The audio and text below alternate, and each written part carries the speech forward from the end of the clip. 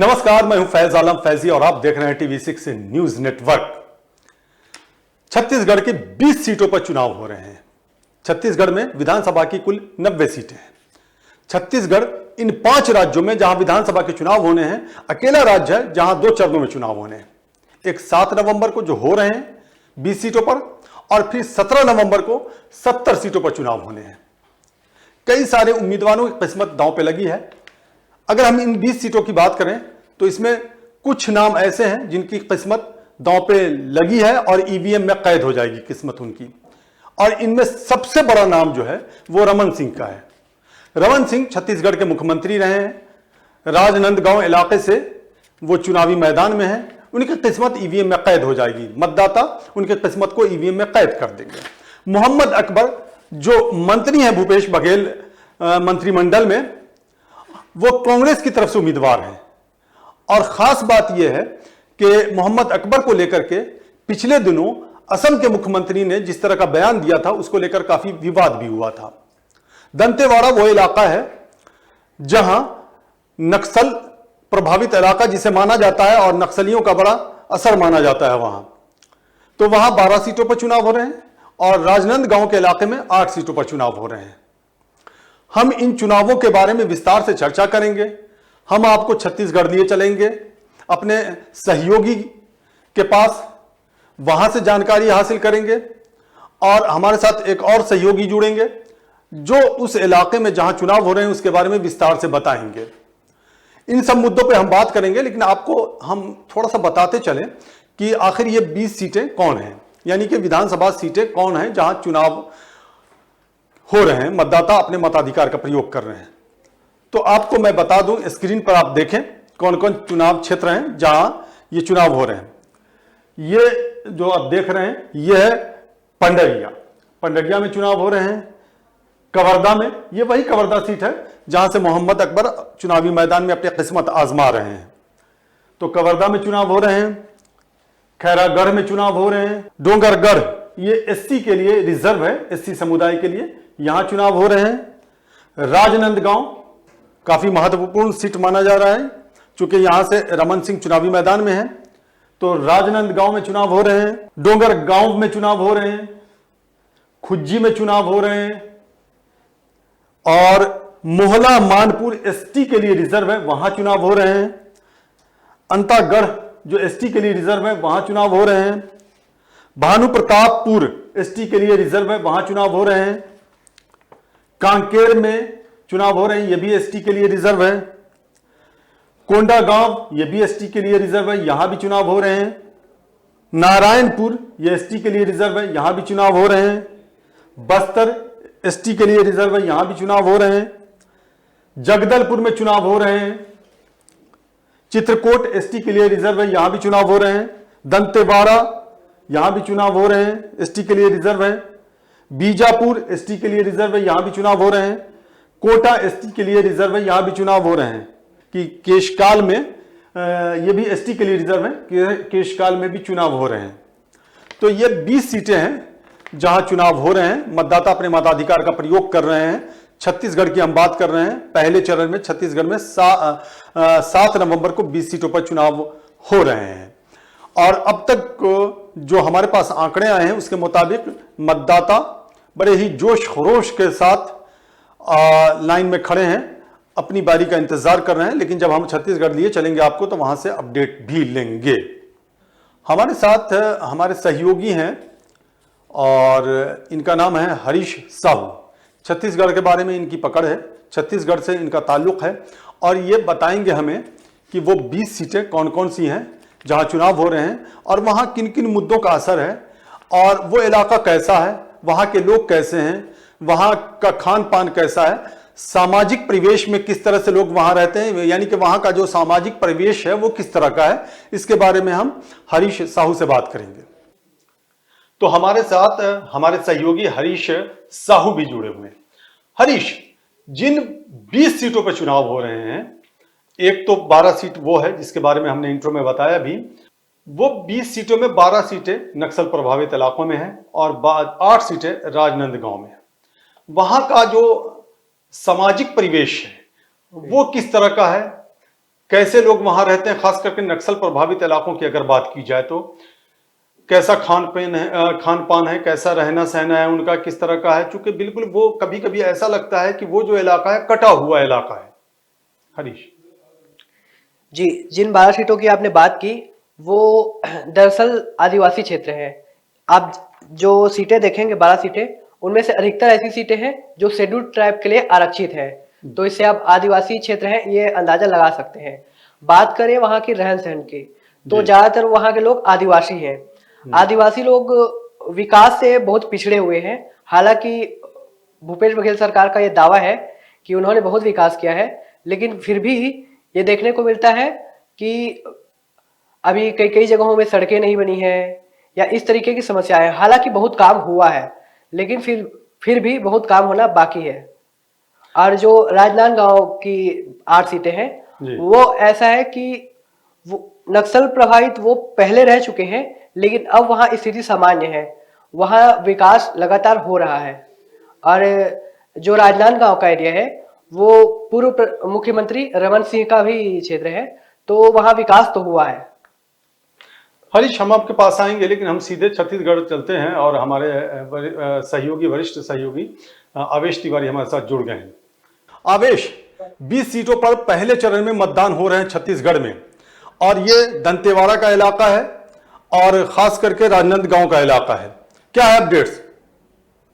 आपको बता दूं कि अब तक यानी कि राजनांदगांव से ज्यादा दंतेवाड़ा में मतदान हुआ है। और एक चीज और नजर आ रही है, साफ दिख रही है कि जो ग्रामीण इलाके हैं या सेमी अर्बन इलाके हैं वहां पर वोटिंग ज्यादा हुई है। शहरों में थोड़ी रफ्तार धीमे है। मुझे पिछली बार का जो प्रतिशत था वो 76 था। मुझे लगता है कि इस बार मतदान थोड़ा नीचे होगा, इस बात अच्छा, की क्या संभावना है। आवेश, क्या वजह मानी जा सकती है कि दंतेवाड़ा में ज्यादा वोटिंग हो रही है, जबकि वो नक्सल प्रभावित इलाका है और वहां धमकियां मिल रही थी नक्सल प्रभावित इलाके में लोगों को कि वोटिंग ना करें, तो वहां ज्यादा वोटिंग हो रही है। राजनांदगांव बनिस्बत दंतेवाड़ा के सुकून वाला इलाका है, तो यहां वोटिंग कम हो रही है। देखिए, एकदम दो चीजें हैं। एक तो आप इसको जोड़ के देख सकते हैं कि जो किसी कंस्टिट्यूएंसी में एंटी इनकम्बेंसी होती है उससे जोड़ के देख सकते हैं। दरअसल राजनांदगांव सीट के जो रुझान मिल रहे हैं उस रुझानों से ये कहा जा सकता है कि ये संभव है कि रमन सिंह फिर से उस सीट को रिटेन करें। लेकिन अन्य इलाकों में जो हाल है, जो सूरत हाल 20 सीटों पे दिख रहा है, ये जी। समझ में आ रहा है कि इस पब्लिक का इस चुनाव को लेके आकर्षण है। आपको बताऊं कि कांग्रेस पार्टी ने कर्ज माफी की घोषणा की है और तेंदूपत्ते के दाम में भारी वृद्धि की घोषणा की है। उनको भी अलग से इनपुट सब्सिडी देने का ऐलान किया है। तो कई चीजें हैं, लोक लुभावन कई घोषणाएं हैं जिस पर लोगों का ध्यान गया है। और एक चीज जो बहुत इंपॉर्टेंट है और कहना लाजमी है कि जी।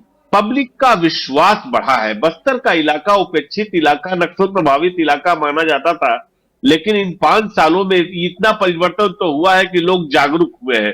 अब लोगों को लग रहा है, कई ऐसी कंस्टिट्यूएंसी से खबर आ रही है दूर दराज के इलाकों से जहां पहले वोटिंग नहीं होती थी, अब वहां पे लोग निकल रहे हैं, जा रहे हैं, वोट कर रहे हैं। एक पत्रकार साथी का अभी फोन आया तो वो पूछ रहे थे कि क्या वजह, बाहर के थे, वो पूछ रहे थे क्या वजह है कि छत्तीसगढ़ का व्यक्ति जब वोट डाल के निकलता है तो बात नहीं करता पत्रकारों से। हम कहे कि नहीं करेगा, वो यहाँ का व्यक्ति जो है वो थोड़ा सा अपने भीतर संकोच रखता है और इस बात को जानता है कि मतदान गुप्त होना चाहिए, और अगर आप उससे जानने की कोशिश करेंगे तो वो आपको बहुत नपा तौला और सधा हुआ जवाब देगा, जो कि आपको बताता है कि यहाँ पे जो लोकतंत्र है, डेमोक्रेटिक वैल्यूज है, जो एक बतौर मतदाता का जो मूल्य होता है, मतदाता अपनी कीमत को समझता है, मतदाता जानता है कि ये कितना जरूरी है। जी, मतदाताओं की बात हो रही है, जाहिर सी बात है मतदाता अपने मताधिकार का प्रयोग कर रहे हैं। अभी 70 सीटों पर चुनाव होने बाकी हैं। इन 20 सीटों पर चुनाव हो रहे हैं, किन किन मुद्दों का असर देखा जा रहा है इन 20 सीटों पर? कई सारे मुद्दे उछाले गए हैं, महादेव ऐप हो, भ्रष्टाचार के आरोप हो, एंटी इनकम्बेंसी का मामला हो, या फिर भाजपा पर कई तरह के इल्जाम लगे हैं कांग्रेस की तरफ से। भूपेश बघेल ने कहा है कि जो महादेव ऐप के संयोजक हैं उन्हें गिरफ्तार किया जाए, उनका प्रत्यर्पण किया जाए। ये तमाम मुद्दे उछाले गए हैं। किन किन मुद्दों का असर मतदाताओं पर दिख रहा है? आज जिस समय आप हमसे बातचीत कर रहे हैं, प्रधानमंत्री सरगुजा में अभी थोड़ी देर पहले ही वहां पर सभा अपनी खत्म करके गए हैं और वहां पर उन्होंने भी महादेव ऐप का मुद्दा उठाया। दरअसल भारतीय जनता पार्टी को मालूम है कि सुर्खियां कैसे बनाई जाए, टीवी चैनलों की कैसे सुर्खियां बनाई जाए और कैसे सोशल मीडिया पे सुर्खियां बनाई जाए। बस्तर छत्तीसगढ़ आदिवासियों का इलाका, 80% आबादी आदिवासी ग्रामीणों की है। लोगों को पता तक नहीं है कि ईडी क्या बला है, सीबीआई क्या बला है। लोगों को अपने धान का दाम पता है, अपने तेंदुपत्ती का दाम पता है। लोगों को यह पता है कि अपने घर तक कैसे जाएंगे, रास्ता खराब है। लोगों को यह पता है कि हाँ, हमको पीने का साफ पानी मिलना चाहिए कि नहीं मिलना चाहिए। बस्तर में, खास तौर से बस्तर में देखिए, पूरे छत्तीसगढ़ में जो सबसे बड़ा मुद्दा है वह है छत्तीसगढ़िया स्वाभिमान, छत्तीसगढ़ की स्थानीयता का बचाव। जो छत्तीसगढ़ की अपनी परंपराएं, अस्मिता का सवाल है, वह सबसे बड़ा मुद्दा है। बस्तर में भी वही मुद्दा है कि हमको स्थानीयता बनाम बाहरी, बनाम बाहर के लोग, बनाम बाहर के मुद्दे। तो बड़ी साफ बात है कि जब इसकी लड़ाई हो रही है तो आप समझ सकते हैं कि कौन जंग जीतेगा, कौन जंग हारेगा। भारतीय जनता पार्टी ने बहुत कोशिश करने के बावजूद वहां धर्मांतरण को मुद्दा नहीं बनाया, जबकि वो 5 साल तक यही सब कराते रहे वहां पे। दूसरी तरफ कांग्रेस पार्टी ने नक्सली घटनाओं में बहुत कमी आई है। घटनाएं तो आज भी घटी है, छिटपुट घटनाएं घट रही हैं, लेकिन वो पहले वाली स्थिति नहीं है जैसे पहले हुआ करती थी। एक बड़ा हमको इंतजार करना बाकी है, आप भी इंतजार कर ही रहे होंगे कि जो मतदान कर्मी है सकुशल वापस आ जाए। अगर वो उनकी सकुशल वापसी संभव हो पाती है, तो अभी मुझे याद है कि प्रधानमंत्री ने सरगुजा में कहा है कि बहुत कोशिश करने के बाद भी कांग्रेस नक्सलवाद खत्म नहीं कर पाई, लेकिन अगर मतदान कर्मियों की सकुशल वापसी होती है तो भूपेश बघेल की पीठ ठोकनी पड़ेगी आपको।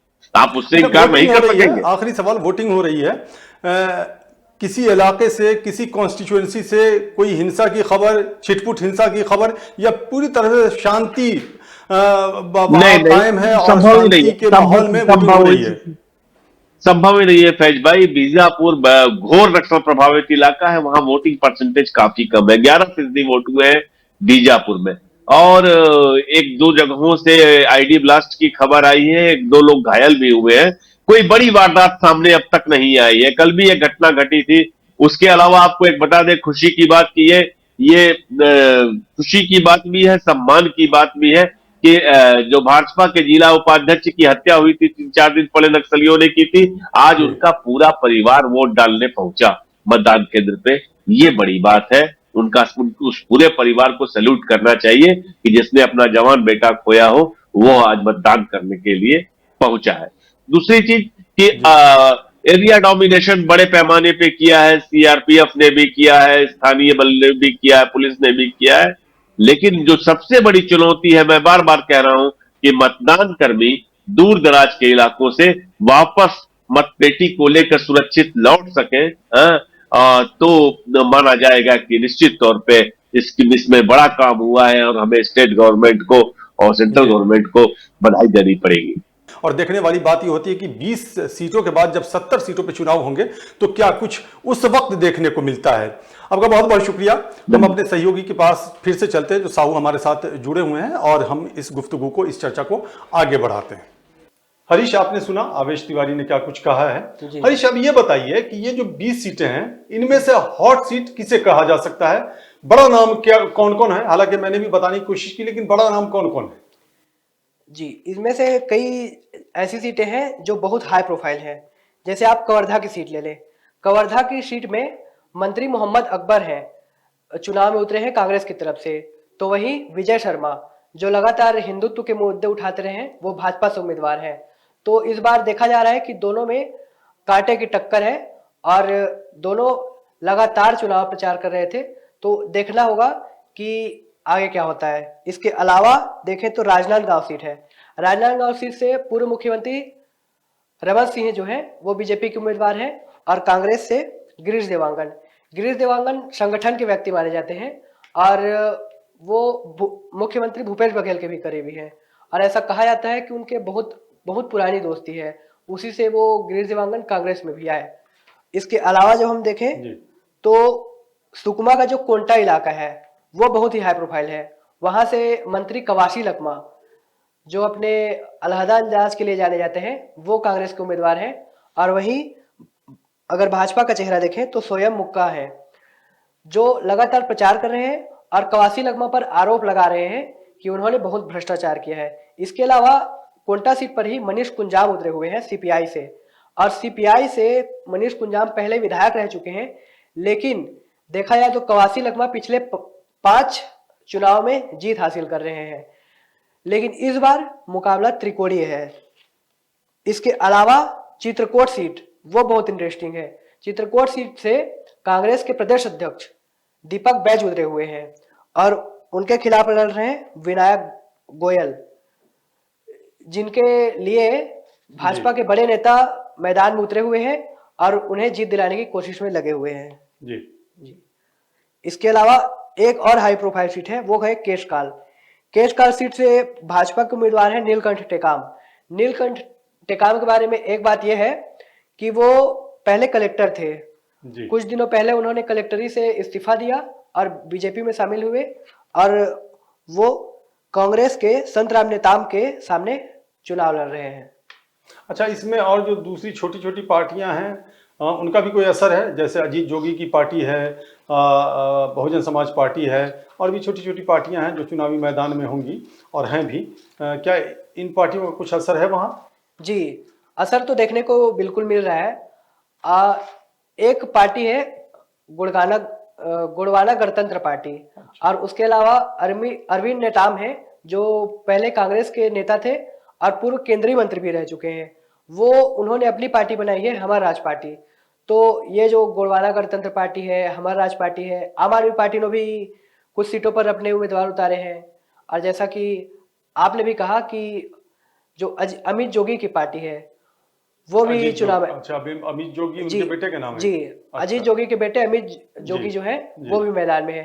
तो ऐसा माना जा रहा है कि अगर ये पार्टियां 2-2, 4-4 हजार भी वोट हासिल कर ले तो ये चुनाव बिगाड़ सकती हैं। जीत रहे उम्मीदवार को हरा भी सकती हैं और हार रहे उम्मीदवार को जिता भी सकती हैं। तो ये देखना बहुत दिलचस्प होगा कि आगे क्या होता है। तो हरीश साहू, आपका बहुत बहुत शुक्रिया जानकारियां उपलब्ध कराने के लिए। और आवेश तिवारी छत्तीसगढ़ से जुड़े हुए थे। आवेश तिवारी, आपका भी बहुत बहुत शुक्रिया हमसे जुड़ने के लिए और दर्शकों तक खबरें पहुंचाने के लिए। हम अपडेट आगे भी आप तक पहुंचाते रहेंगे। आपको पहले ही बताया है कि 20 सीटों पर विधानसभा के चुनाव हो रहे हैं छत्तीसगढ़ में, और 70 सीटों पर चुनाव होने बाकी हैं जो 17 नवंबर को होंगे। टोटल सीटें जो हैं छत्तीसगढ़ में वो 90 हैं, और जो बहुमत का आंकड़ा है वो बहुमत का आंकड़ा 46 सीटों पर जाकर के पहुंचता है। पिछली बार 2018 में 68 सीटों पर कांग्रेस ने जीत का पताका लहराया था। बहरहाल अभी ये चुनावी माहौल है, हम आपसे जुड़ते रहेंगे, बातें करते रहेंगे, चर्चाएं होती रहेंगी, क्योंकि 70 सीटों पर अभी चुनाव होना बाकी भी है। लेकिन हम 20 सीटों के बारे में अभी आपको जानकारी दे रहे थे, जिसके बारे में हमारे सहयोगी विस्तार से आपको बता रहे थे। अब हमें इजाजत दीजिए, लेकिन आपसे एक विनती है आपसे रुखसत होने से पहले कि आपने अगर हमारे news channel TV6 news network को सब्सक्राइब नहीं किया है तो सब्सक्राइब ज़रूर कर लें। हमारे वीडियोस को लाइक करें, शेयर करें, बेल आइकन का बटन दबाना ना भूलें, और कमेंट बॉक्स में जाकर के कमेंट ज़रूर करें, क्योंकि आपके कमेंट को देखना हमारे लिए बहुत ही ज़रूरी होता है और हम देखते भी हैं, उसके अनुरूप खुद को ढालने की भी कोशिश करते हैं। अगर आपका कोई सुझाव, सकारात्मक सुझाव मेरे सामने या हमारे सामने आता है तो। नमस्कार।